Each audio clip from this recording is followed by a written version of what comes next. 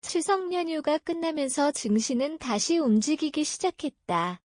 명절 이후는 자금 재배치가 활발히 이뤄지는 시기이자 하반기 시장의 흐름이 본격적으로 재편되는 시점이다.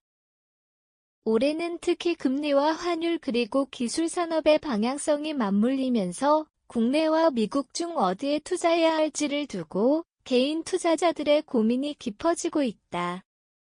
미국 연방준비제도 패드는 최근 기준금리를 동결했지만 연내 금리 인하 가능성을 시사하면서 시장에 완만한 유동성 회복 기대를 심어주었다.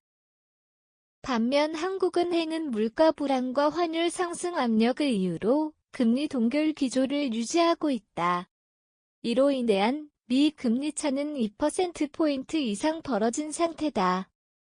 원, 달러 환율은 1,380에서 1,420원대에서 등락을 반복하며 국내 투자자들의 해외 투자 심리에 영향을 주고 있다. 사진, 미국 주식 vs 한국 주식을 비교한 이미지 챗 GPT 생성, 수원대학교 경영학 전공 조상권 박사는 환율과 금리의 엇갈림이 자금의 흐름을 결정짓는 핵심 변수라며 단기적으로는 달러 강세가 완화되며 해외 투자 심리가 회복될 수 있지만 중장기적으로는 한국의 금리 인하 시점과 수출 회복세가 맞물리며 국내 시장의 매력이 다시 부각될 가능성이 높다고 전망했다. 국내 증시는 반도체 업황 회복 기대감에 힘입어 점차 안정세를 보이고 있다.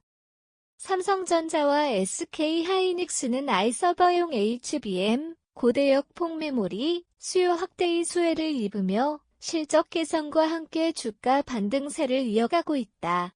전문가들은 2025년 후반기에도 반도체 업황의 저점 통과 구간으로 국내 증시의 실적 기반 회복이 이어질 것이라고 분석한다. 반면 미국 증시는 여전히 엔비디아, 마이크로소프트, 테슬라 등 IO와 빅테크 중심의 성장주가 주도하고 있다. 인프라 투자 확대가 이어지는 한편 밸류에이션 부담과 금리 정책 불확실성은 단기 조정 요인으로 작용할 수 있다는 분석이 나온다. 조상권 박사는 이에 대해 국내 시장은 실적 회복이 주도하는 장세이며 미국 시장은 여전히 성장 기대가 중심이 되는 대마 장세가 이어지고 있다며 투자자는 어느 한쪽에 치우치기보다 두 시장을 병행하는 분산 전략을 유지하는 것이 합리적이다고 조언했다. 그는 이어 2025년 하반기에는 국내 주식 60%, 미국 주식 40% 수준의 포트폴리오가 가장 현실적이며 환율 리스크를 최소화하면서도 기술 혁신의 성과를 양쪽 시장에서 동시에 누릴 수 있는 구조가 바람직하다고 강조했다. 전문가들은 이번 추석 이후 증시를 선택의 장이 아닌 균형의 장으로 해석한다. 국내는 반도체 중심의 실적 회복, 미국은 금리 인하 기대와 아이산업의 성장세라는 각기 다른 강점을 보유하고 있기 때문이다. 따라서 투자자는 단기적 수익보다 중장기적 관점에서 자산의 균형을 맞추는 것이 중요하다는 분석이 우세하다.